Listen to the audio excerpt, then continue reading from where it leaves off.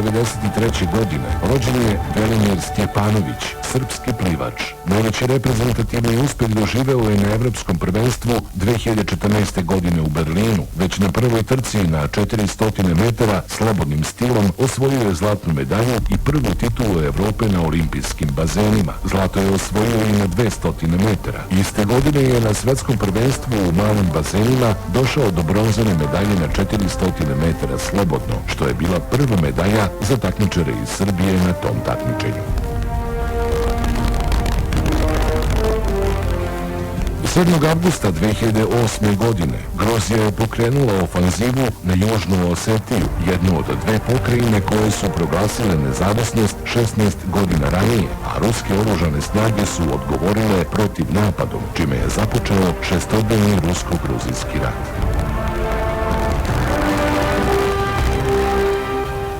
7. avgusta 2009. godine umro je kultni reditelj i scenarista John Hughes,